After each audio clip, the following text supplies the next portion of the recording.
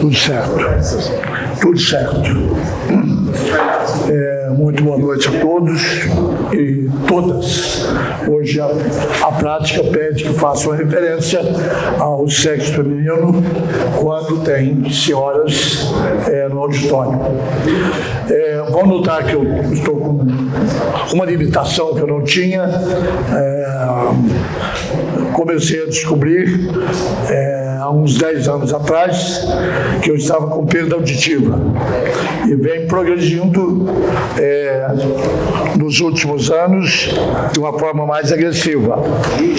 Eu me lembro um dos exames que eu fiz com a minha médica, chamada doutora Mangabeira, filha dos maiores oftalmos, melhores otorrinos da história de Campinas. E ela disse: olha, eu tenho uma boa notícia e uma má notícia para dar para o senhor. A boa notícia é que o senhor está ficando surdo. Muito bem. A boa notícia. A má notícia é que não tem jeito de consertar. Não é operável, não é um tumor, não é um tímpano furado, é uma degeneração genética. Isso vem da sua família. Perguntou se na minha família havia pessoas com deficiência auditiva. A minha mãe morreu surda. Quando minha mãe morreu com 88 anos, a gente tinha que começar gritado com ela, porque não tinha os recursos que nós temos hoje. Como eu estou com aparelhos aqui que são muito caros, mas a gente usa aquilo que pode usar. Todo mundo diz assim: nós estamos ouvindo o senhor muito bem. Estão ou não? Muito bem, mas eu estou me ouvindo muito mal, porque é um equipamento de alta captação, que emite a minha voz naturalmente, mas ao mesmo tempo emite o som da minha voz para o cérebro. Então eu me vejo falando assim, eu vou me imitar do jeito que eu me escuto. Mais ou menos assim, se eu estivesse ouvindo vocês, se vocês estivessem ouvindo, seria mais ou menos assim que vocês estariam me ouvindo. Então a reverberação, ela é para mim desconfortável. Eu sei que vocês estão me ouvindo bem, porque minha esposa é minha juíza, ela senta ali e ela diz para mim, a mim aumentar ou para mim abaixar, aumentar ou abaixar. E você tem na sua família o seu pai e sabe muito bem que o que eu estou passando faz parte da minha genética. Jesus pode curar? Claro que ele pode curar. Ele pegou o surdo e disse: efatar, e efatou. O surdo passou a ouvir. Então passo por esses processos, mas não sou mais criança, como jovem, que eu cheguei aqui em Campinas há 42 anos atrás, com 34 para 35 anos, nós se passaram já 42 anos. E é esse tempo de relacionamento que eu e o pastor Fernando temos. Quando eu cheguei em Campinas, o pastor Fernando era membro da junta como presidente da JNI. E ele foi membro da junta comigo, depois seminarista, debaixo do nosso cuidado. Depois ele foi o meu primeiro pastor auxiliar na Igreja Central. E nós temos uma caminhada juntos de 42 anos. E nunca faltamos um para com o outro o respeito devido. Tenho respeitado o pastor Fernando, ele tem me respeitado nesses 42 anos que nós estamos aqui em Campinas. E a semana passada, oficialmente, eu completei 77 anos. Já havia começado no começo do mês, porque eu sou da roça. Naquela época, Itaú era distrito de Pratap, estou falando com o Fernando também é de lá. Eu nasci ali na beira da linha, perto da casa do Lacir, ali para baixo, e o papai tinha que ir a Pratápolis registrar, porque não tinha cartório em Itaú. Eu fui registrado 20 dias depois. Então eu nasci no dia 7 de outubro e fui registrado no dia 27. Os meus irmãos querendo brincar comigo, nós somos em 7, éramos em 11, mas 4 foi ficando pelo caminho da pobreza. Os meus irmãos, porque eu sou muito diferente dos meus irmãos todos. Fisicamente, eu saí mais do lado da minha mãe, que era um jeito muito simples, e meu pai também. Era um lavrador e um operário de uma fábrica de cimento.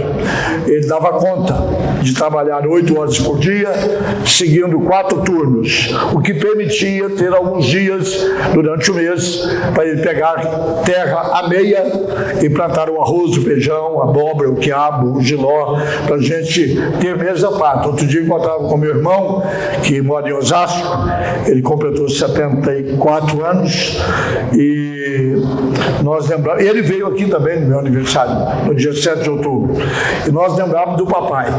Papai gostava de comer bem, portanto, a mesa nossa sempre foi farta. E bem porque sempre teve proteína. Bem porque sempre teve carboidrato. Hoje eu sei o que é proteína e o que é carboidrato. Sempre tinha carne em casa. Ou carne de gado, ou carne de porco, ou carne de galinha, ou carne de capivara, ou carne de paca, ou carne de tatu, porque o papai era caçador, o papai era pescador. Carne de peixe, a proteína sempre foi abundante na minha casa. E deu um bocado de gente boa, com a devida humildade que se deve ter.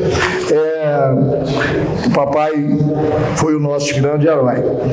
Portanto, uma coisa que eu aprendi com meu pai é que todas as pessoas merecem o devido respeito. Eu trouxe isso para o ministério.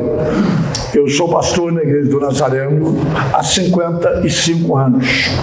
Eu comecei muito novo, 25 anos eu já estava pastoreando. E pastoreei de tempo integral, 53 anos. Só 2 anos, quando eu pastoreei em Nova Europa, eu ainda era estudante no seminário e trabalhava numa construtora já por muitos anos. Guardei alguns princípios que eu levei para o ministério. Ser responsável, cumprir com a sua obrigação, ser honesto, ser transparente, ser obediente. Isso também foi útil para o tempo em que nós pastoreamos, que foi durante 55 anos. É um bocado de tempo. Muitos de vocês são fruto do Ministério da Igreja Central. A Igreja Central teve um período de avivamento, ali uns 35 anos atrás, no culto de segunda-feira. O próprio pastor, que é fruto, você o Joãozinho houve um avivamento na cidade. Nós nem sabíamos que estavam vivendo um avivamento. Pessoas se convertendo, os convertidos já saíam pregando. O Fernando é do tempo, o Zanata é do tempo, o João, cadê o João? O João é do tempo. Foi um verdadeiro avivamento. Eu não sabia que era um avivamento. Até que o Hernandes Dias Lopes, o famoso pregador, hoje da contemporaneidade, diz que ele, que tinha vindo para estudar no seminário presbiteriano, na verdade se converteu num dos cultos de segunda-feira da Igreja Central de Campinas. O Hernandes Dias Lopes. Ele era presbiteriano, já era predestinado, o nome dele já estava escrito no livro da vida, aquela coisa toda da predestinação, mas ele ainda não tinha certeza da salvação. E foi naquele fogaréu nosso lá, com o Hernandes, com aquela delicadeza toda hoje, né? Porque ele é todo delicado, que Deus confirmou a eleição dele. Ele votou em Deus, Deus votou nele, e o diabo perdeu por 2-1. Meu voto, o voto de Deus, e o voto do diabo. Deus sempre ganha de 2-1 quando você vota em Deus, porque o diabo também quer o seu voto. Falando em voto, a situação está ficando feia por aí, né? Mas deixa com ele, então não tem nada a ver com isso. Tchau. Quando o pastor Fernando me convidou para falar, eu tenho tido alguma dificuldade de aceitar convites, porque eu estou convivendo com essa nova patologia de comunicação. Eu sempre fui muito espontâneo, sempre fui muito... Mas se eu vou num lugar estranho, eu fico perguntando, será que eles estão me escutando tão fanho quanto eu estou me ouvindo fanho? Não, eu sei que não, porque a minha esposa é corretíssima, ela diz que não.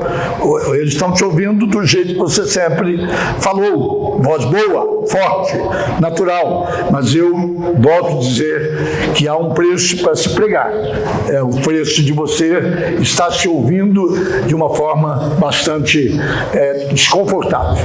Então vamos adiante, porque também não vou ficar aqui até meia-noite. Quando o pastor Fernando me convidou, eu nem lembrei que hoje é o dia da reforma. e pouco me interessaria se fosse também, porque eu gostaria de falar, eu prefiro trazer uma mensagem que esteja de acordo com a experiência que eu tive e com o momento que os colegas estão passando.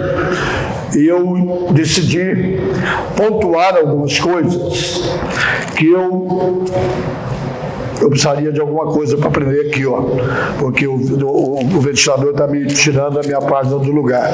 Qualquer coisa, pode ser uma chave, eu não tenho nada. Não põe minha carteira, porque depois do colega ter pedido oferta, se eu pôr carteira aqui, ele pode pegar, entendeu? Aqui, só aqui, pode ser uma chave. Pronto, resolvido. Pronto. Então, eu prefiro ficar uma mensagem sobre o que eu aprendi nesses 55 anos de ministério e passar para vocês coisas positivas durante os 55 anos de pastorado que nós tivemos. Eu quero convidá-los para que leiam comigo no livro de Provérbios, no capítulo 27, do versículo 23 em diante. Provérbios, capítulo 27, versículo 23 em diante. Procura conhecer o estado das suas ovelhas e cuida dos seus rebanhos, porque as riquezas não duram para sempre, nem a coroa de geração em geração. Quando removido o feno, aparecem os renouros e se recolhem as ervas dos montes. Então os cordeiros te darão as vestes, e os bodes o preço do campo, e as cabras leite em abundância para o teu alimento, para alimento da tua casa e para o sustento das tuas servas. Quero fazer um gancho textual hoje à noite. Essa colocação do sábio procura conhecer o estado das tuas ovelhas. Já preguei uma dúzia de vezes sobre esse texto em congressos de pastores, em reuniões de liderança, encorajamento, já li para pastores, quando trabalhei como pastor de pastores, quando eu via que o colega estava negligenciando o pastoreio do rebanho, eu chamava a Bíblia diz que nós devemos cuidar das ovelhas, porque nós vivemos na lã das ovelhas. Há uma frase muito conhecida, eu já repeti ela muitas vezes, mas alguns talvez nunca a ouviram, que eu gostava muito de citar. A ovelha fica muito feliz quando você a tosquia, mas ela fica muito triste quando você arranca o couro dela. E às vezes, nas crises financeiras da igreja, nós tiramos a lã e depois tiramos o couro da igreja, da ovelha. E quando você tira o couro da igreja, é o chipa. Quem é que quer que seu couro seja tirado? Ninguém é tão masoquista assim. Então, uma das coisas que nós aprendemos num pastoreio que começou muito simples, aqui na Nova Europa, que não era nem Nova e nem Europa, era o fim do mundo. Quando nós pastoreamos Nova Europa, nem ônibus ia. Tinha um ônibus domingo à noite. Se você perdesse o ônibus, a gente tomava lá na Baden-Powell, onde tinha a igreja católica. Tem agora a igreja católica, que está lá desde o começo do bairro. Então você tinha que subir toda a rua Santo Antônio da Alegria, e se perdesse o ônibus das 10, tchau. Você tinha que descer a pé até o cruzamento da Washington Luiz com o Dr. Betim. E aí você pegava o ônibus. Como eu gostava de ficar na igreja e jantar depois do culto na casa dos crentes, normalmente eu ia a pé até a Dr. Betim. Era um lugar perigoso que tinha que atravessar a favela, chamada Favela do Sapo. A famosa Favela do Sapo. Tinha que atravessar literalmente beirando a favela do lado de cima e a Chácara Eglantina do lado direito. Você passava no meio daquele bambuzal, e bambu, quando venta, um rixa no outro, Você pensava que era onça, que era gato, que era bandido, e a gente ia a pé. Às vezes eu tinha alguém que ia comigo, o pastor Idariano, Torres Quintanilha, muitas vezes ia comigo, que era um seminarista, muito simples, aliás, está vivendo agora aqui em Sumaré. Nós ajudamos ele a levantar uma casinha lá em Sumaré, reformar, melhor dizendo, a casa dele. E nós começamos muito simples. Mas o que fez um ministério de 1 ano e meio, eu fiquei 1 ano e meio no Norte da Europa, transformar uma igreja do nada, porque aquela igreja foi construída com oferta missionária. Se vocês notarem que a minha voz está saindo, pode dar um sinalzinho, meu filho, faz assim. Construiu um salão que é mais ou menos desse tamanho, não é, professor Fernando? É mais estreito, mas o comprimento é o mesmo. E o doutor Mostelli me entregou ele literalmente vazio, com um casal morando no fundo. Era o Cristóvão e a Irene, que tinha 2 meninos. Eu me lembro que eu me dei autoposse. Você sabe o que é dar autoposse, né? É o superintendente de entregar a chave da igreja e diz: olha, a partir de quinta-feira você é pastor lá no Nova Europa. Foi assim que o doutor Mostelli fez. Pegou um chaveiro com a porta da igreja e disse: a partir de quinta-feira você vai para o Nova Europa. Eu cheguei quinta-feira, eu abri a igreja, eu acendi a luz, tudo tinha cheirinho de novo. Ela tinha sido inaugurada no sábado anterior. Quinta-feira, no sábado anterior. O sábado passado. Sábado, domingo, segunda, terça, quarta, quinta. Abri a igreja, a luz acendeu. Daqui um pouco chega o Cristóvão, com a Bíblia na mão, Dona Irene, era uma senhora muito vistosa, com 2 meninos. E eu me apresentei. É muito prazer. Ele falou: eu sou o zelador da igreja. Eu já comecei dando a primeira cipoada na ovelha, né? O senhor deveria já ter aberto a igreja acendido a luz, porque hoje tem culto. Ele falou: nós não sabíamos que hoje tinha culto, nem o zelador estava avisado. Eu então preguei o primeiro sermão para um rebanho de um casal e 2 crianças que, quando eu comecei a mensagem, já estavam dormindo, porque já era 8h30 da noite por aí. Eu dirigi os hinos, naquela época não cantava o que nós chamamos de louvores, era o sinão do inário ali cravado, entendeu? 2 hinos ou 3, e eu preguei sobre o Salmo 46. O Senhor é nosso refúgio e fortaleza, socorro presente na hora de tribulação. Portanto, não temeremos. 1 ano e meio depois, nós tínhamos 150 pessoas. Da onde que veio aquela congregação? Do campinho de futebol, ali na favela do Sapo. Hoje está tudo arborizado. Era um campinho assim meio torto, né? Eu comprei uma bola de capotão e eu só tinha 22 anos, solteiro.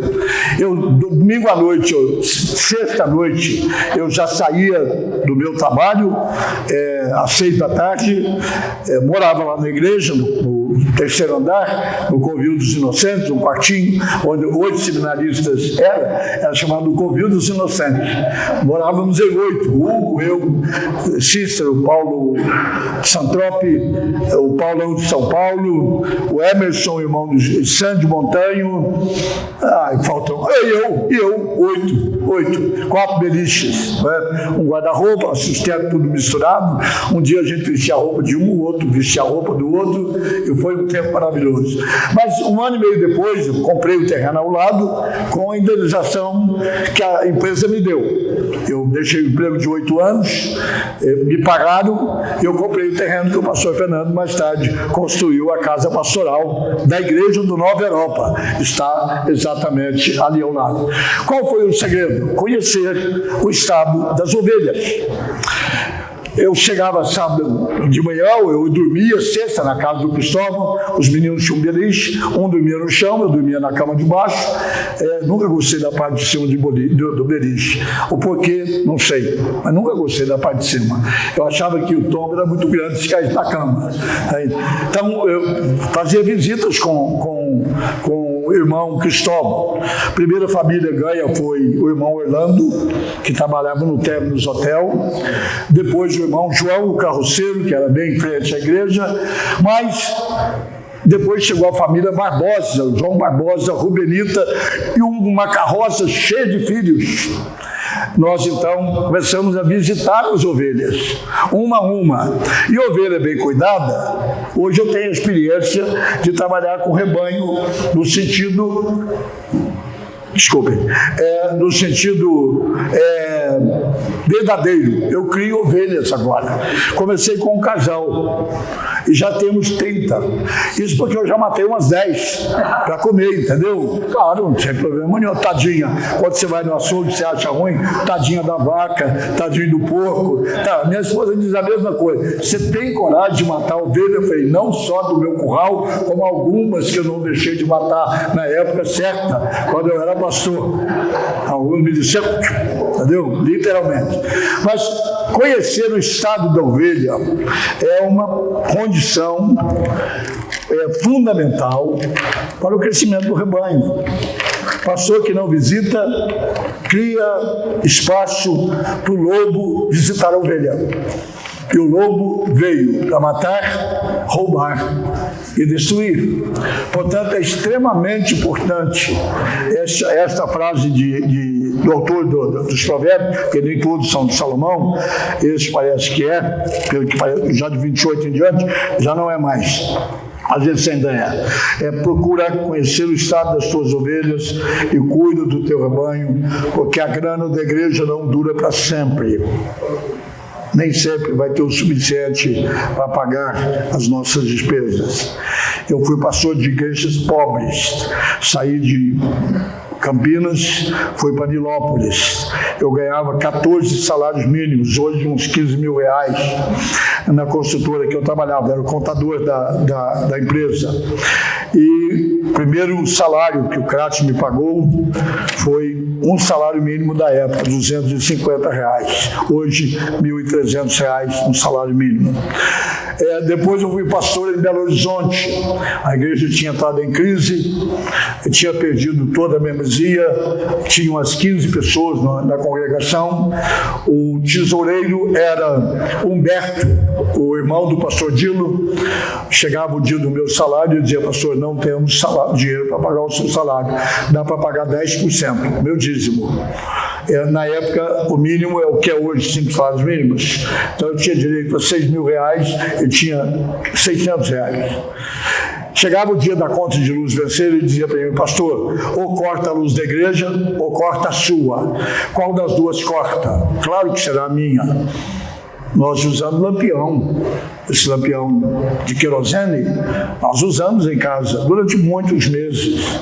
Em Nilópolis, quando foi construir o templo, construção é uma paixão do pastor, mas não é uma paixão da família dele. Todo o dinheiro ia para a construção. E chegava a hora de pagar o meu salário, não tinha dinheiro. Mesmo que fosse 2 salários mínimos, eu já estava casado. Eu já tinha um filho, que era o Cláudio. O que os irmãos faziam? Na hora da compra, cada um comprava uma coisinha. Uma família comprava mais 2 quilos de arroz, uma outra família comprava mais 1 quilo de feijão, a outra família comprava mais uma latinha de óleo, a outra família comprava mais 2 quilos de batata e não batiam na porta. Combinavam eles e deixavam do lado de fora da porta, porque lá no Rio há um hábito de fazer a feira da semana, não na feira, mas eles chamam de fazer feira, fazer a compra do supermercado. Aqui também ou não? Mais ou menos, né? Mais ou menos. Então eles faziam a compra da semana deles e tiravam o equivalente ao dízimo do que eles compravam para eles e deixavam na porta de casa. Quando eu abri a porta, né? Estava um pouquinho de arroz, um pouquinho de feijão, um pouquinho de batata, uma lata de óleo, um pouquinho de salada, um pedacinho de qualquer coisa, de proteína, ou frango, ou carne de vaca, ou porco, qualquer coisa. E nós, então, vivemos durante 10 meses. 10 meses. Até que nós terminamos a condição, eu entendi quando você disse, o período do sacrifício. É muito difícil a igreja comprar uma propriedade, tem que cortar na carne, não tem outro jeito. era carne. E nós então vivemos assim durante 10 meses. Depois a igreja melhorou. Quando as ovelhas começaram, como diz o texto, a produzir leite e lã, chegou o superintendente e disse: precisamos de você em Belo Horizonte. A Igreja Adventista do Sétimo Dia quer comprar o nosso templo. E nós, do Conselho Missionário, o que mandava naquela época era o Conselho Missionário. O Dr. Mostella era o superintendente, Kratz, Gates, Collins e Meis era o Conselho Missionário. E ele me chamou e disse: nós estamos mandando você para Belo Horizonte. Esposa, 2 filhos, que o Flávio já havia nascido, isso faz mais de 50 anos, o Flávio já está com 51, Cláudio, se vivo estivesse, estaria com 53, então isso faz 54 anos, 53 anos, sei lá como faz bastante tempo. E claro, eu tentei espiritualizar, quando eu disse: precisamos de você em Belo Horizonte. Sim, senhor. O senhor me dá uma semana para me orar? Eu falei: não, nós já oramos. Você vai? E eu tive que... A igreja que eu havia formado, que o Kratz, eu trabalhei com o Kratz 6 meses. Todos que trabalharam com o Kratz sabem uma coisa: o Kratz era um encantador de pessoas, mas ele não tinha mensagem. O Kratz era ruim de púlpito, mas ruim, o pior que eu conheci em toda a minha vida. Mas ele tocava bem o acordeon, e ele sabia fazer mágica com cubo e outras coisas. Ele sabia imitar Leão e Davi na pedra funda. Enchia a igreja de gente, mas para ver o show. Então, 4 membros da junta, 3 eram fumantes, e o 4 que não era fumante era bêbado. Era a junta da igreja que ele me deixou. E com aquele grupo, nós já éramos 400. Quando nós construímos o primeiro andar do salão, sem reboque, tijolo, sem piso, e ele pegava um regador antes do culto e molhava o chão, porque senão cantava aquele cântico, né, Marquinhos? Quem é salvo tem certeza, bate o pé. Quem é salvo tem certeza, bate o pé. 3 cantadas, a poeira levantava. E eu vivendo a minha lua de mel com a minha esposa, com 2 filhos pequenos, e recebe a ordem do Dr. Mostella assim: nós já oramos. Você não precisa orar, porque nós já oramos. E Deus disse para você ir, e fomos. Nós tínhamos nossas mobiliazinhas toda caruchada, mas móveis de Casa Bahia, dá para entender? Móvel de Casa Bahia, precisamos desmontar 2 vezes, na terceira o parafuso não entra mais, já comeu toda a madeira. Nós já tínhamos mudado de um apartamento para uma casa da missão para economizar aluguel, desmontamos os nossos móveis e despachamos por uma construtora chamada, por uma transportadora chamada Fink. Não sei se você lembra da Fink. Ela fazia o tráfego de mudanças para o Brasil todo, não é? E nós despachamos não como carga completa, porque a nossa mudança era um fogão, uma geladeira, um liquidificador, uma cama de casal e um beliche. Então dava um fundo de caminhão, teve que esperar. E levou 1 mês, a mudança não chegou. 2 meses, a mudança não chegou. Nós então compramos 4 colchõezinhos daqueles aqui, dessa grossura, e compramos um lençol para cada colchão e um cobertorzinho para cada cama, e esperamos 6 meses a nossa mudança chegar. E algumas vezes em Belo Horizonte esperamos 6 meses com a luz cortada, porque não entrou dinheiro suficiente para mandar religar a luz, porque naquela época pagava-se uma multa, porque a luz foi cortada. Quem nos ajudou? Bem, foram as ovelhas. A esposa do pastor Luciano, Anália Maria, a mãe dela frequentava a nossa igreja. A Anália Maria frequentava a 2ª Igreja Presbiteriana de Belo Horizonte. E naquela época eu era o líder da mocidade e eu viajava o Brasil inteiro. E não tinha passagem de avião naquela época, era ônibus, Belo Horizonte, Brasília, Belo Horizonte, São Paulo, Campinas, Belo Horizonte, Recife. Eu às vezes ficava fora de casa a semana inteira. No dia de hoje, ao sair de casa, eu deixava R$100 para a Lúcia, dizendo, olha, R$100 para passar uma semana. Isso aqui é para aguentar o tranco da casa, com 2 meninos. Meninos, quem os tem e quem os teve, tem a doce lembrança que você faz a feira e compra uma caixinha de iogurte. Ele diz, olha, isso aqui é para a semana inteira. Aí você volta de tarde, todos estão tomados. E aí você pergunta, quem foi? Uai, pai, não sei. 2 meninos em casa, um olhava para o outro, estava combinado. Acho que foi o Flávio. Não, acho que foi o Cláudio. Aí a Lúcia disse assim, não foi você, bem, que à noite levantou e tomou esses iogurtes? Não, bem, não foi, eu tomei só 4, entendeu? Mas os outros foram os meninos que tomaram. Então, durante esse período de ministério, porque foram 6 anos, 2 anos no Nova Europa, 6 anos em Nilópolis e 6 anos em Belo Horizonte, são 14 anos. 14 anos. Nossa única preocupação era cuidar do rebanho, tempo integral.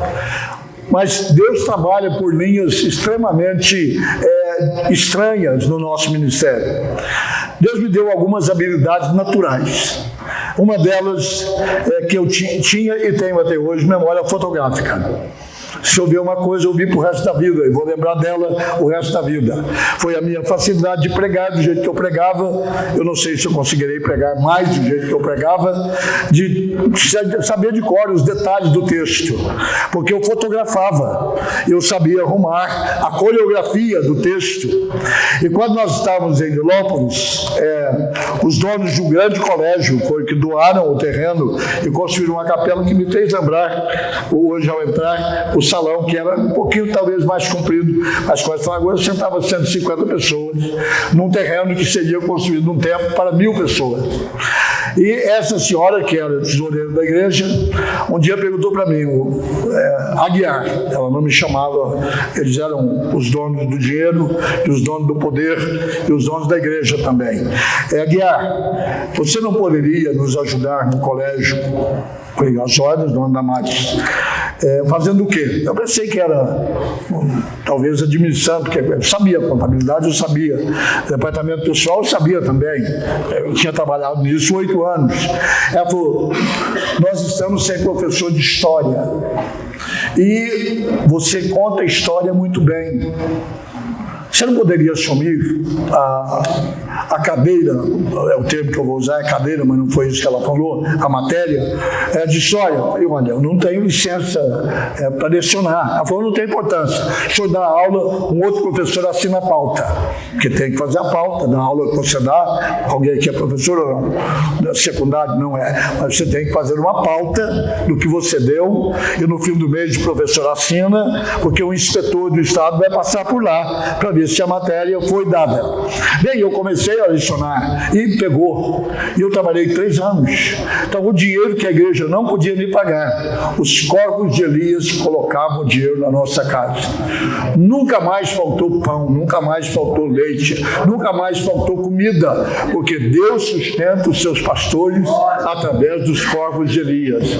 Às vezes vem um sustento sobrenatural, coisas que você nunca pensou que faria. Chega em Belo Horizonte, não tinha dinheiro para pagar minha conta de luz.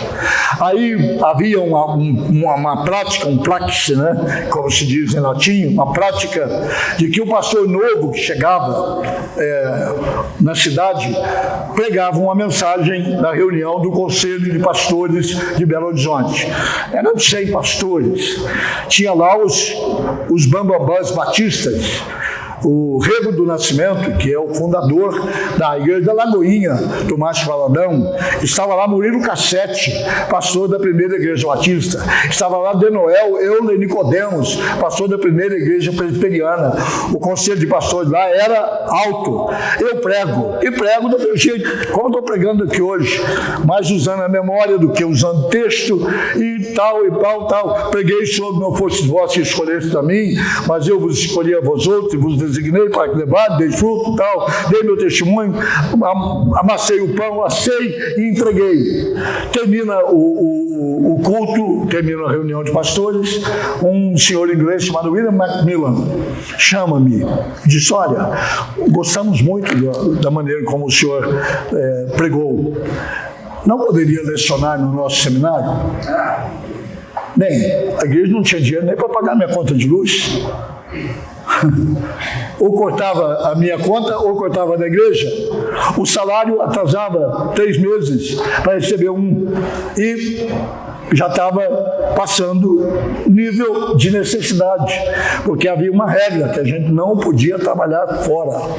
A missão não permitia que o pastor de tempo integral trabalhasse fora. Eu falei, olha, eu tenho várias matérias, porque eu tenho meu arquivo até hoje, estou agora jogando fora a metade, mas eu tenho todas as matérias que eu fiz durante o seminário, que eram 87 matérias naquela época. Eu tinha as apostilas, epístolas pastorais, harmonia dos evangelhos, livros históricos, livro de Atos, Isaías, livros poéticos. Eu tinha toda a matéria guardada. Ele falou, tenho 3 matérias que eu estou sem professor: homilética, hermenêutica e profetas maiores.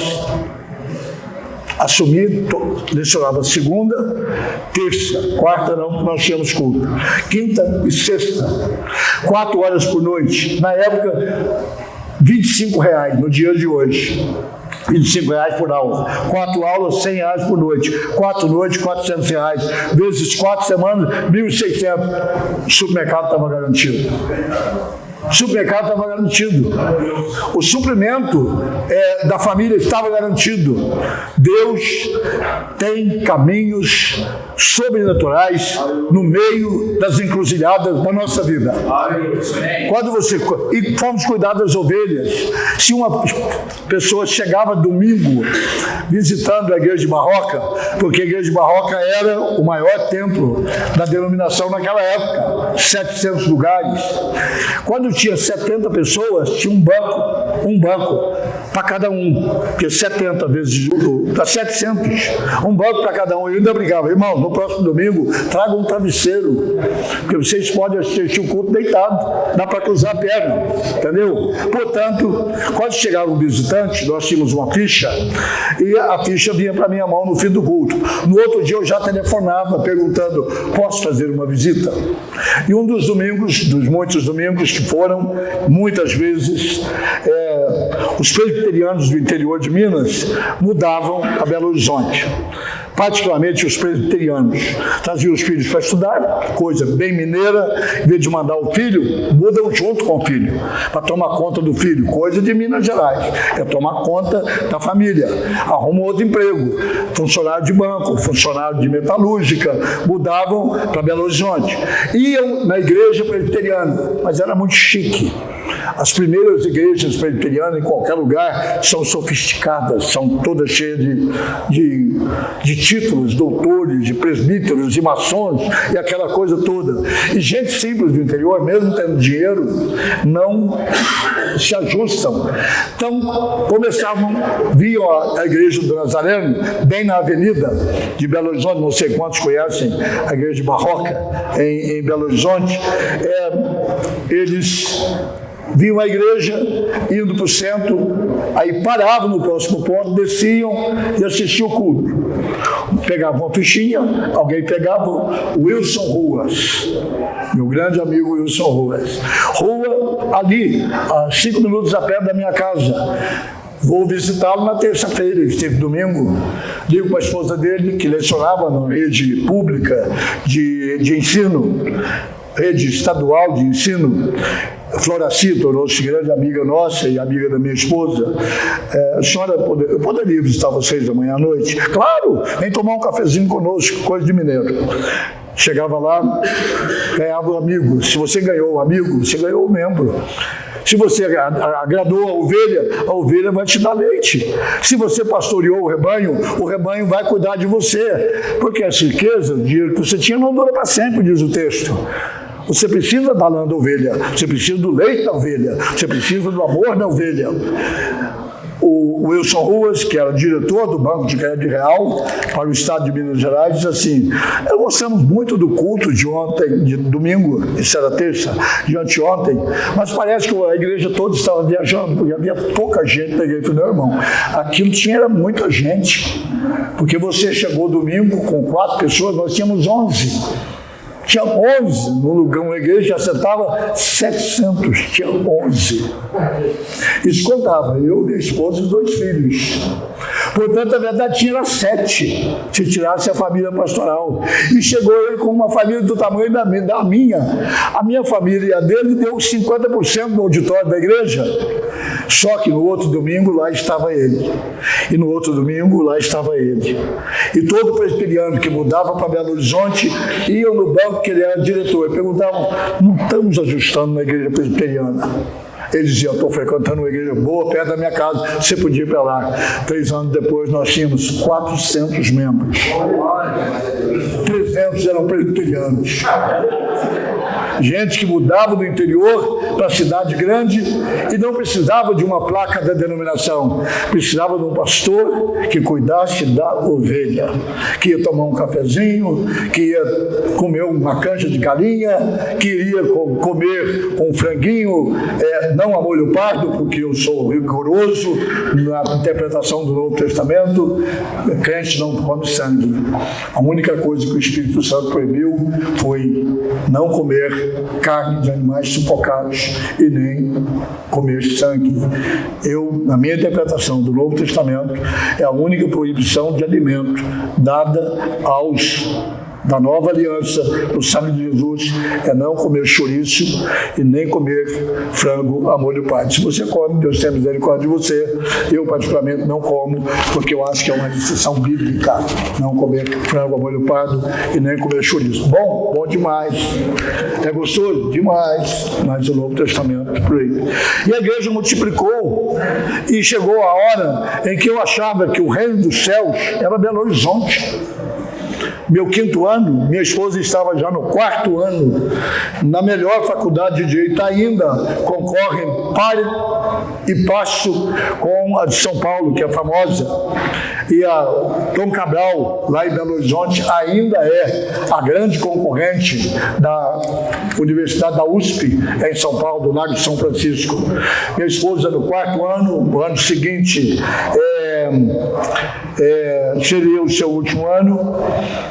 27 de outubro, que é a data oficial do meu aniversário, o telefone toca, eu atendo, sempre tive o telefone na cabeceira da minha cama, todo o tempo que teve telefone assim, e hoje também, mesmo não escutando, eu tenho meu celular na cabeceira da minha cama, ligado. O pastor Lima dizia: irmão Aguiar, ô pastor Lima, lembrou do meu aniversário outra vez? O senhor já deu parabéns dia 7. Ele falou: ô pastor, estou ligando porque há uma novidade aqui. Isso era outubro de 1979. A junta acabou de ter uma reunião e todos votaram para que o senhor venha pastorear a igreja central de Campinas. Eu falei: pastor Lima, de jeito nenhum. Não, eu não posso. Pastor, ore. Agora eles queriam que eu orasse, né? Porque da outra vez não deixaram nem orar. Agora ore para que o irmão pastor Lima, a Lúcia, o ano que vem, faz o último ano dela na faculdade. Ela começou com uma turma. Todo mundo gosta de terminar com a turma que começou. Agora ela vai ficar no... Não, pastor, já. Aí me chamaram para uma reunião em Campinas, eu disse não. Me chamaram a segunda vez, eu disse não. Na terceira vez, doutor Perucchi, com a habilidade que os advogados têm, ele disse assim: Aguiar, e eu disse: olha, me dê mais um ano. A Lúcia termina a faculdade e eu, ao invés de vir em janeiro de 80, eu venho em janeiro de 81, até em dezembro de 80. Mas não é justo, perdão. Não é justo a minha esposa não terminar o curso dela. O doutor Perucchi disse: não, Campinas tem boas faculdades de Direito também. Eu mesmo sou formado aqui. Nós arrumamos para ela vir. E eu disse: não, eu prefiro continuar em Belo Horizonte. Eu já tinha comprado um terreno lá para construir uma casinha, entendeu? A doutor Peruque usou um argumento que pegou assim, o boxeador bom pega a ponta do queixo aqui, ó. Ele falou assim: Aguiar, pelo que me consta, a Igreja Central é a sua igreja mãe. Sim, senhor, foi aqui que eu me converti. Ele falou assim: pois é, a tua mãe está precisando de você. A tua mãe está precisando de você. Nós tivemos um dia de jejum e oração, os membros da junta, e todos escreveram o nome que achavam que seria o pastor. Eram em 11 na época. Ele disse: nós escrevemos um nome e colocaram aquele prato de oferta de madeira. Lembra, Fernando? Do platão de oferta. Lembra, Miquinho? Platão de oferta. Nós somos filhos da Igreja Central, por isso que eu estou perguntando para eles, de uma forma particular. E nós colocamos os nomes. E o pastor Lima abriu. Os 11 colocaram Pastor Aguiar. A sua mãe está precisando de você. E Deus está dizendo que você deve vir para a Igreja Central. Tomei o ônibus, não tinha ônibus de Campinas direto para Belo Horizonte. Você tinha que ir de São Paulo para pegar um ônibus para Belo Horizonte. Dava ali umas 12 horas de viagem brincando. Negócio de avião, só rico, amigo. O pastor não viajava de avião. Cheguei em casa às 6 da manhã, minha esposa já estava de pé, porque 7 ela deveria estar na faculdade, eu abri. Ela falou: ia bem, quando que vamos? Eu falei: como que vamos? Quando que vamos, bem? Não me coloque como um problema. A vontade de Deus está em primeiro lugar. Se você sentir que é a vontade de Deus, eu vou terminar essa faculdade lá, não tem problema nenhum. E em janeiro de 1980, nós juntamos as nossas praias e nós viemos para Campinas. Era o último lugar do mundo que eu queria vir. Porque o profeta não tem honra na sua casa. É naquela igreja toda envelopada, aquela igreja central, com aqueles americanos todos envelopados na igreja central. Não podia bater uma palma, não podia dar um grito de aleluia, não podia tocar bateria. A primeira vez que bateria foi permitido foi embaixo. E no culto de sábado, porque domingo não tocava bateria lá em cima. Mas quando Deus chama, Deus prepara o rebanho. Quando Deus chama, Deus prepara as circunstâncias. E já são 42 anos o tempo que se passou quando eu disse: sim, eu irei. Tive que enfrentar uma pressão da igreja de Barroca, porque eles achavam que a Igreja Central de Campinas havia me comprado o meu passe. E na reunião da junta, em que eu comuniquei que eu iria para Campinas no ano seguinte, em janeiro, em outubro, um membro da junta, já faleceu, então eu vou guardar a memória dele, disse assim: se é por dinheiro, nós dobra. Bem assim, se é por dinheiro, nós dobra. Eu tinha grana para dobrar mesmo. Eu já ganhava 10 salários mínimos na igreja de Barroca. 10 salários. Hoje seria 13 conto, 12 conto, 13 conto. Mineiro é conto ainda, viu, gente? Mineiro fala é conto ainda. Quantos contos você está ganhando? Conto é 1.000. Se for dinheiro, nós dobra, pastor. Eu falei: não é. Aliás, eu nem sei quanto vão me pagar. E quando eu vim e recebi o primeiro salário, foi um salário a menos do que eu ganhava lá em Belo Horizonte. Lá pagava 10, aqui pagou 9. Eu nunca tratei de salário em todas as igrejas que eu assumi, não perguntava, porque eu sempre acreditei que Deus chama e cuida, Deus chama e sustenta, Deus chama e conduz, é Deus quem chama, é Deus que conduz, é Deus que sustenta. Por que eu preferi falar isso para vocês hoje? Eu decidi falar isso porque nós tivemos um ministério aqui em Campinas extremamente bem sucedido. Não havia dúvida nenhuma que era a vontade de Deus que eu viesse. Porque nós tivemos que estabelecer, em primeiro lugar, uma quebra de paradigmas. Era uma igreja que nunca tinha tido um pastor brasileiro. O primeiro pastor foi Mosteller, o segundo pastor foi o Denton, o terceiro pastor foi o Kratz, o quarto pastor foi o o Gates. O quinto pastor foi o Lima. E o sexto pastor foi o Sá Nogueira. Nenhum desses aqui eram brasileiros. Os 4 primeiros eram americanos. O pastor Lima era argentino, um africano naturalizado argentino. E o sexto, que foi o Sá Nogueira, era um africano. A exílio de Cabo Verde pertence à África. A igreja nunca tinha tido, durante 20 anos, a oportunidade de ser pastoreada por um pastor brasileiro. Eu era o primeiro, por assim dizer, e eu era filho da casa. Eu me converti na Igreja Central, num acampamento da Igreja Central, em 1963, no acampamento 4 Lagos, em Mariporã, onde a igreja usava para fazer os seus acampamentos. Portanto, a minha vida cristã foi na Igreja Central. Na Igreja Central fui chamado para o ministério. Os 4 anos que eu estudei, 3 anos, eu trabalhei na Igreja Central. Fui presidente de jovens, professor de escola dominical, fui pastor de crianças, até que o Dr. Monsello me entregou a chave da igreja de Nova Europa. Eu ainda estava no último ano do seminário, foi em 67. Eu ainda estava no último ano do seminário. O que eu aprendi nesses 42 anos na Igreja Central é que quando Deus chama, Ele vai na frente, Ele conduz as circunstâncias.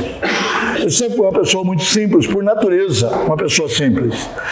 Não houve uma casa que eu não visitei. Eu visitei a casa do Marquinhos pelo menos umas 5 vezes, naquele curto período que a igreja ainda não deslanchava. Vocês moravam na Vila Lemos, ali? Vila Lemos. Me lembro, seu pai, muito meu amigo, Mineirão, sua mãe, dona Roseli, jeitosa, cantava no coral, sua tia Ana. Isso. Tia Ana. A minha memória fotográfica ajudava, eu sentia cheiro de ovelha. Pastor tem que sentir cheiro de ovelha, gente. E a ovelha tem que acostumar com o cheiro do pastor. Pastor que dá a bênção apostólica lá na frente e não vai para a porta, bater na bunda das crianças, dá uma beijoca nas velhotas. Esse pastor não ganha o rebanho para si. Ele tem um rebanho, que é da igreja, mas não é o seu rebanho. E o texto diz, procura conhecer o estado das tuas ovelhas. Tira o olho das ovelhas dos outros. Porque às vezes nós ficamos de olho na ovelha do outro. A ovelha do outro você trata bem, porque você quer que ele venha para cá. A ovelha do outro você dá uma carinhada nela, porque você quer que ela venha para cá. Mas as tuas mesmas estão morrendo por falta de cuidado, e falta de pastoreio, e falta de comunhão com o pastor.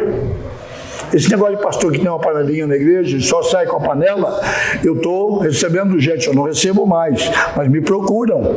Gente que está deixando uma igreja que tem um ótimo trabalho com jovens e adolescentes, mas que não cuida dos mais velhos. Os mais velhos procuram uma igreja que tem alguém que cuida deles.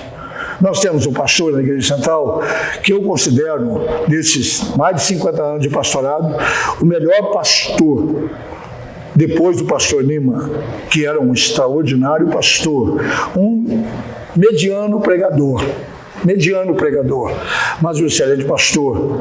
Nós temos um pastor chamado André Ribeiro. Eu desconheço outro pastor que seja mais pastor do que ele. Ele chega no hospital antes da grávida, ele chega no cemitério antes do defunto, ele chega na frente. Um rebanho grande, o rebanho nosso é grande, dedica uma média de 150 crianças por ano. Ele está na maternidade o dia que o bebê nasce. E a agência funerária fica sabendo que o fulano morreu através dele, porque ele fica sabendo antes do que a agência funerária fique sabendo. Portanto, o grande pastor da igreja não é aquele que é o dono do púlpito. O grande pastor da igreja é aquele que cuida das suas ovelhas, que apacenta o seu rebanho. Durante os 5 primeiros anos de pastorado na Igreja Central, houve um boom de crescimento. A frequência, eu tenho todos os dados, porque eu não entreguei as pastas dos relatórios pastorais para o superintendente. Ainda são guardados no meu escritório, está tudo lá. Desde o começo da igreja, em 1959. Eu tenho todas as pastas. A Igreja Central foi organizada em 1960, com 11 membros. Em 1962, teve a primeira Assembleia Distrital. E por diante, assim vão 60 anos ou mais do trabalho. Quando a igreja começou a crescer, é outra coisa que é extremamente importante no ministério, é você saber dividir o seu ministério com os outros. Quando eu vi que havia mais de 300 pessoas na igreja, e eu já não conseguia cobrir todas as ovelhas, no bom sentido da palavra, com a atenção devida. Eu comecei a trabalhar com equipe, pastor. Fiz 2 tentativas antes de chegar no Fernando. A primeira tentativa foi com Daniel Leite. Mas 6 meses depois, nós batemos de frente e eu deixei de seguir o caminho dele. Depois eu tentei o Djalma Lins. Lembra do Djalma Lins? Tinha um único paletó que ele tinha, xandezão, bege, de preto. Mas ele gostava de pregar no ar livre. Ele botava um serviço de alto-falante em cima do carro dele e rolava o Nova Europa, o Barão Geraldo todo. Acordava a vizinhança toda. E eu coloquei como pastor da igreja de Barão Geraldo, que era ao lado da minha casa. E eu via que domingo não tinha ninguém. Abria a porta, não ia uma viva alma. Falei, Djalma. Aí fiquei sem pastor auxiliar. Foi quando o Fernando ainda estava no seminário, último ano. Segundo ano, eu convidei o Fernando para vir trabalhar comigo na equipe pastoral. E descobri que uma das habilidades mais fortes no pastoreio é saber formar uma equipe. Há uma anotação aqui, vou me permitir ler, porque eu não estou seguindo ela, fui de um lado, mas já fui para outro.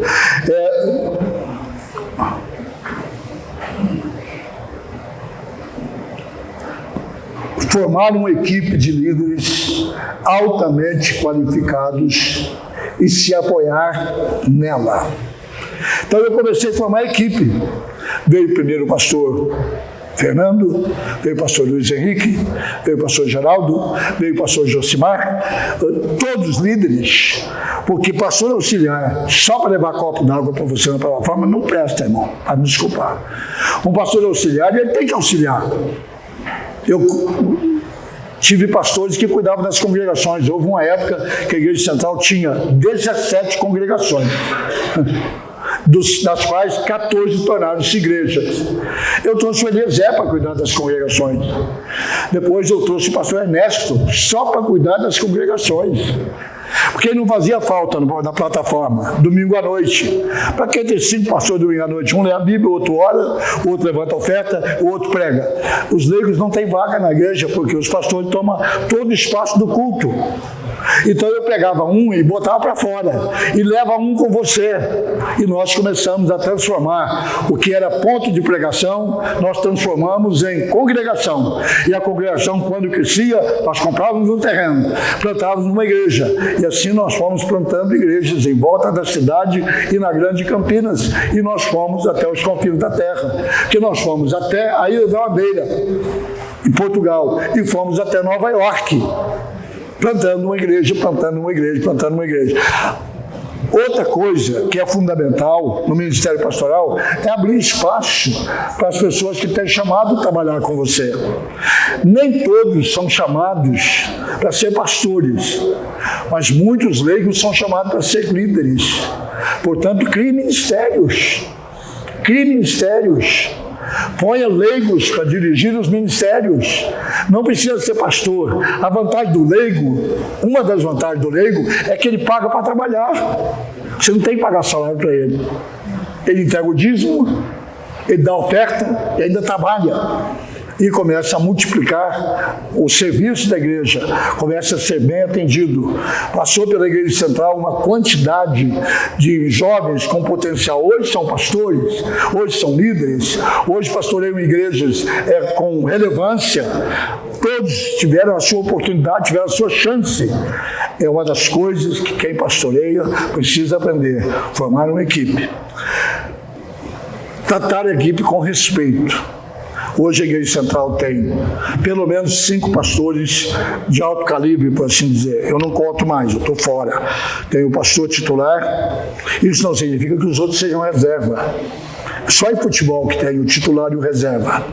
É tão presbítero quanto os outros. Tem o Edson, tem o André, tem o Ernesto, tem o Mica, tem o Cristiano. Só aqui tem 6 de ponta. Estou falando ponta. Não é mediano. Não é mediano, é top. E há uma geração nova, foram empossados agora com a promoção do Mica e do Cristiano. Cristiano realizou agora o seu primeiro congresso de famílias, 2.700 pessoas, um congresso de família que começou sexta e o sábado todo. Primeira vez, mas o Cristiano está liderando adolescente há quase um século. Então, conforme você confirma o poder de liderança no pastor que você chama de seu auxiliar, aí você delega. O pastor que quando sai do púlpito chama um pregador de fora para substituí-lo, ele está desprestigiando o auxiliar dele. Você saiu para atender uma necessidade de senhor no domingo, pega aquele que carrega o peso da igreja para pregar no domingo que você está com medo dele perder, dele ganhar o rebanho para ele. Não pega nada. O único nosso que não ficou conosco foi o Josimar Fonseca, mas ele foi atraído pela vaidade humana. Todos os outros cresceram na própria igreja e ganharam o seu próprio espaço num período de 40 anos. 40 anos, irmão, não são 40 dias. 40 anos é o tempo da maturidade de uma pessoa. Aos 40 anos, o homem começa a ganhar credibilidade. Com 40 anos. Antes disso, a pessoa tem uma certa relutância, o marido ainda tem ciúme dele com a mulher, e as mulheres dão em cima dele também. O pastor tem que ter toda a sabedoria para chegar a uma maturidade tal que ele possa terminar, como disse Paulo a Timóteo, procura apresentar-te a Deus aprovado. Isso não é só lema do seminário, não, que não tem mais seminário, lamentavelmente, né? Procura apresentar-te a Deus aprovado. Aprovado. Sabe o que é aprovado? Passou pelas provas, passou pelas lutas, passou pelas dificuldades, passou pelos perrengues da vida e tornou-se um obreiro que nada tem de que se envergonhar. Eu, como Davi, eu concluo por aqui, são mais de 40 minutos que eu estou falando, como Davi, há uma frase que Davi disse, entre as muitas frases espetaculares que ele disse, mas ele disse, eu fui moço e agora eu já sou velho. Essa é uma frase de reflexão. Na mocidade, Davi foi um sucesso. Ele tinha 17 anos quando ele matou Golias. Ele tomou posse do reinado, eu não sou muito bom de números no Velho Testamento, mas acho que com 35 anos que Davi assumiu o reino. Quem é bom de Velho Testamento aí? 30 anos. Ele esperou 13 anos tocando violão para Saul, tocando flauta para Saul. Ele esperou 13 anos. Há um momento, e chegou o momento de Deus nos honrar. Quem procura honra não a alcança, porque a honra não se deixa alcançar por ninguém. Se você correr atrás da honra, você não alcança. Deixe a honra correr atrás de você. O Davi disse, eu fui moço. Todo mundo cantava por mim na rua. Saul matou 1000, mas Davi matou 10.000. Saul matou 1000, mas Saul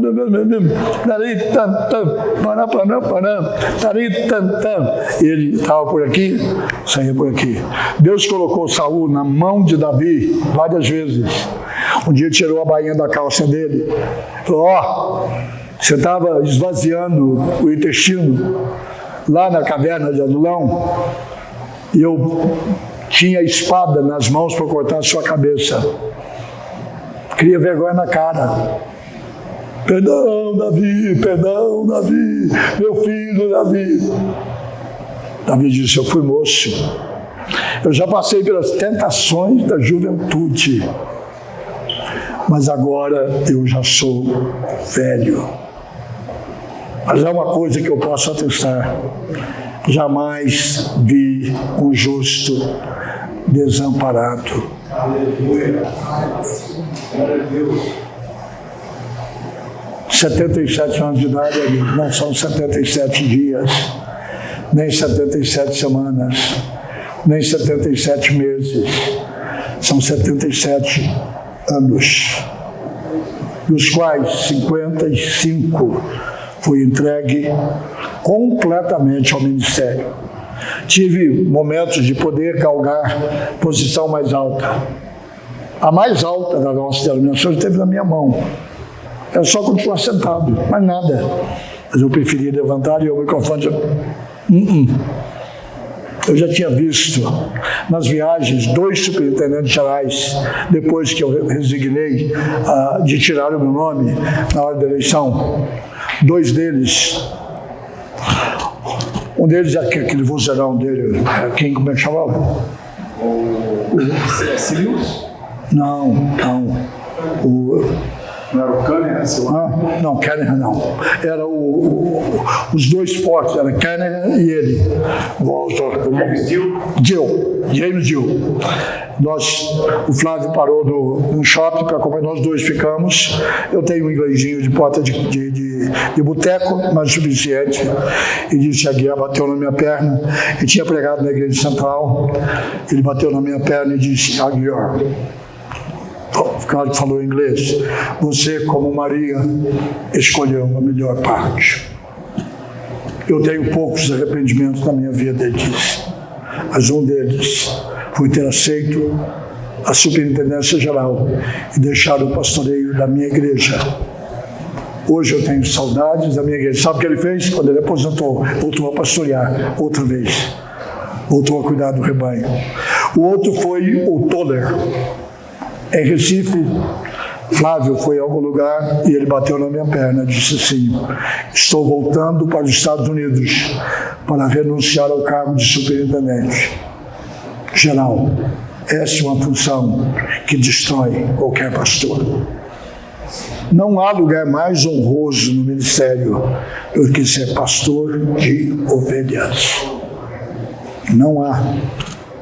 Eu fui 55 anos. Seu rebanho é pequeno, melhor ainda, você pode dar mais para as suas ovelhas. O seu rebanho é mediano, pode tornar-se um rebanho grande, mas procura conhecer o estado das tuas ovelhas. Porque a posição que nós temos, ele chama de riqueza, não duram para sempre. A generosidade da igreja, ela é incomparável.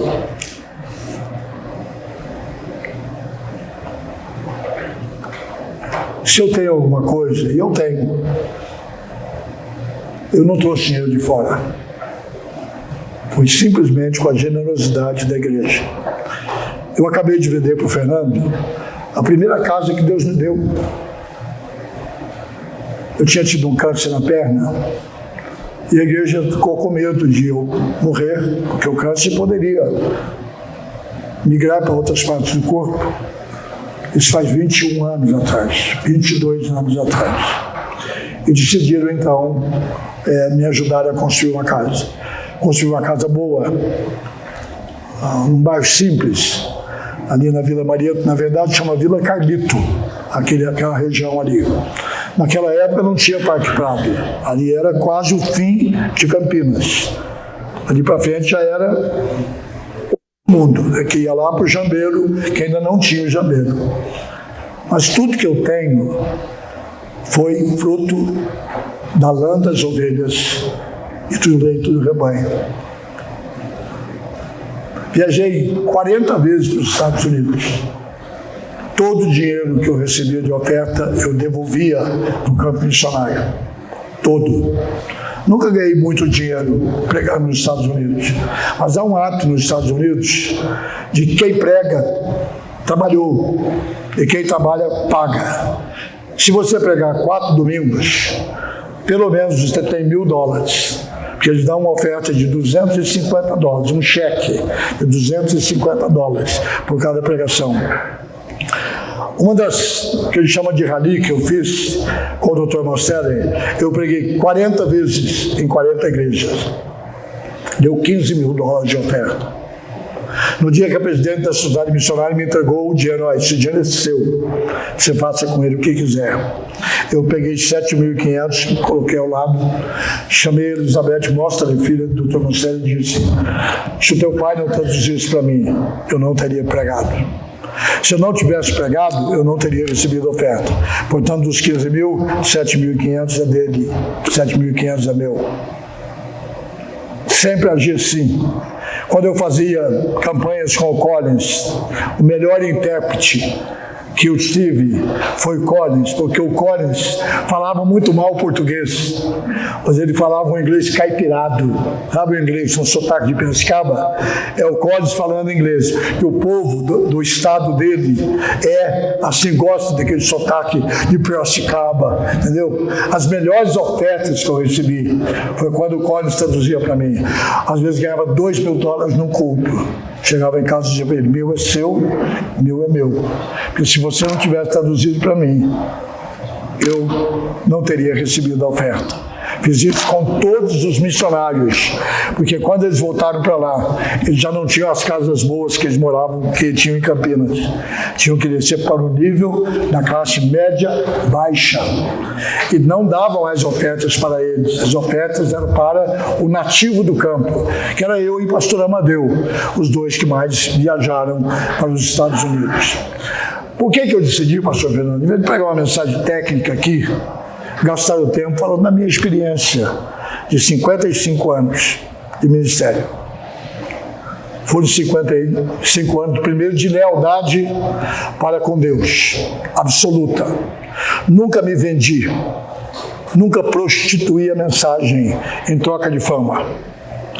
Segunda coisa, foi de absoluta lealdade a Deus, primeiro. Segunda, a denominação. Fui convidado por outras denominações? Claro que sim. Eu era jovem e eu pregava pela boca dos outros, pregava muito bem. Quando houve o primeiro problema de doutrina na Igreja do Nazareno, chegou no ouvido de Roberto McAllister. Roberto McAllister é o fundador da Igreja de Nova Vida. Eu assisti aos cultos de quarta-feira dele para aprender, porque talvez tenha sido o melhor pregador que eu tenha ouvido pregar em toda a minha vida. E numa quarta-feira ele disse assim: se alguém tem algum dinheiro em casa ou na sua igreja, eu estou precisando de um dinheiro grande, e eu tomo emprestado e eu pago o mesmo juro da poupança, só que eu pago em 10 vezes. A igreja de Nilópolis, onde eu era pastor, tinha $10.000 em caixa em cash, em espécie, que tinha vindo para começar a construção da igreja de Nilópolis. Mas eu não sentia de Deus que a igreja deveria ser construída no terreno que o casal de donos do colégio haviam dado, porque havia uma pretensão deles de fazer da igreja o auditório do colégio. Eu decidi então sair, comprar o terreno, onde mais tarde o pastor Pedro Paulo construiu uma das mais lindas igrejas que nós temos. Eu acho que é uma das mais lindas igrejas que nós temos. Me deu aqui uma falha de memória, irmãos. Desculpem. Roberto Macalester, eu estava no culto. Ele me chamou, eu chamei no canto e falei: olha, a igreja, e ele conhecia a igreja de Nazareno por causa do Crates.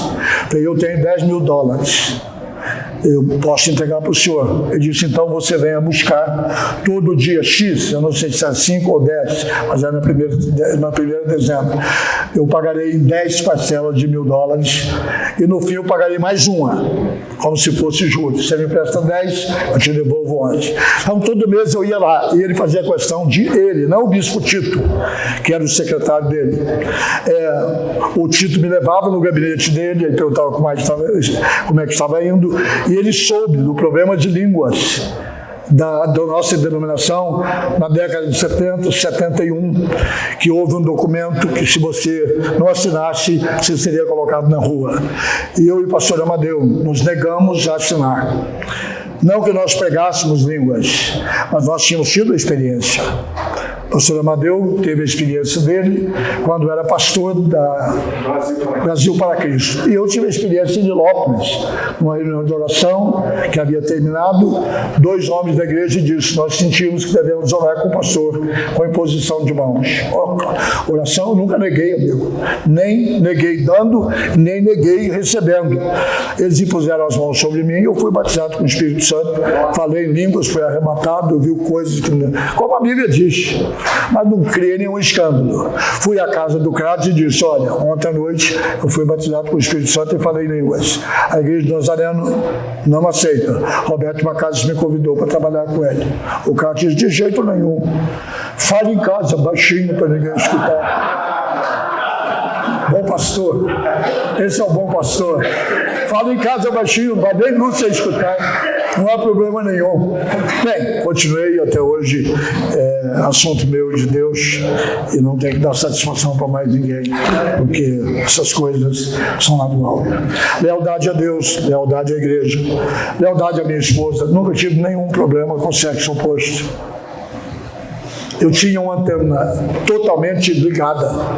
Quando eu achava que uma mulher estava relando demais em mim, eu cortava no toco. Algumas vezes, cantadas oficiais, até de esposa de pastor. Eu simplesmente fazia de conta que era bobo, mas eu estava sendo esperto. Portanto, vivo agora uma vida serena. Vou ficar sem minha esposa por 20 dias. Amanhã ela viaja para ver um sobrinho que está morando no Havaí. Vai com a irmã dela. Tudo em ordem. Combati o bom combate. Continuo na carreira.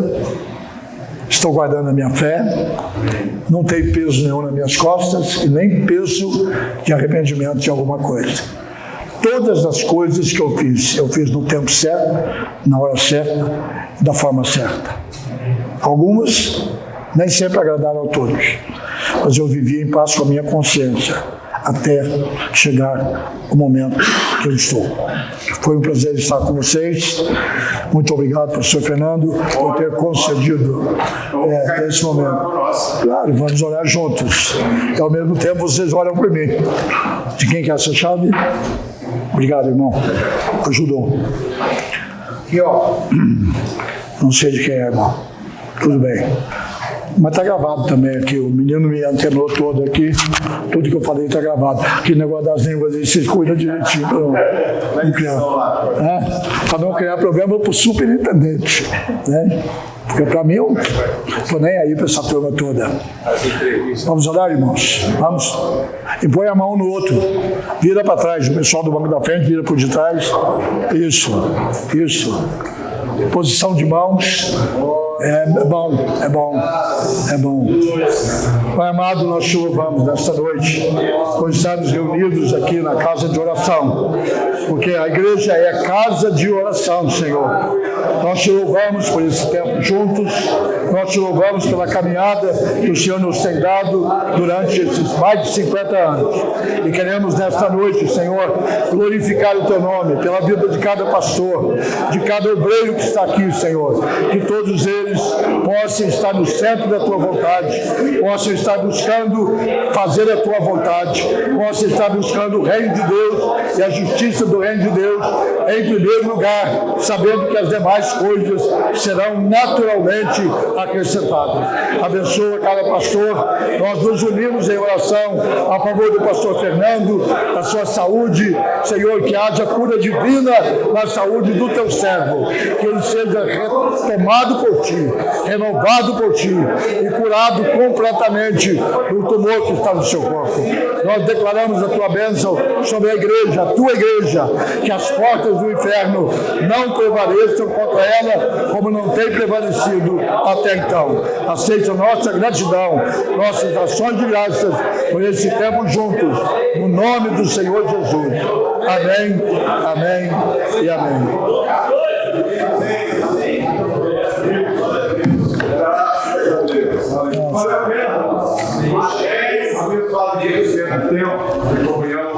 Agradeço mais ao pastor Aguiar. Fiquei com vontade de dar alguns detalhes, só um detalhe, pastor. Pode. Naquela primeira reunião da junta, ainda um dos membros da junta, não vou usar nenhuma outra qualificação, pode usar. Me disse para ele: pastor, o senhor não era o pastor que a gente queria, mas já que não tem outro, vá ao senhor mesmo. Eu estava ali, ele dizia assim: vamos trabalhar. Pronto. Amém. Não, ele também. Abre esse microfone também. Tá. Ok. Ele, a mesma pessoa, disse assim: o senhor sabia que o senhor está vindo para a igreja mais poderosa do Nazareno do Brasil? Eu falei: não, poderosa era onde eu estava. porque no ano anterior, de 79, nós havíamos ultrapassado a Igreja Central, numericamente de membro, e a receita era maior. Eu falei, não, senhor, não era meu colega de menino, dos cargos. Ele, nem sei, a Chile está frequentando a igreja de novo, a esposa dele, mas ele não sei onde ele está. Eu falei, não, a melhor igreja do campo era a Barroca, por isso eles vieram me buscar para cá, para essa aqui virar tão boa quanto ela. Dei logo uma solada nele, para ele atender, que eu era quarto zagueiro do Flamenguinho do Cambuí.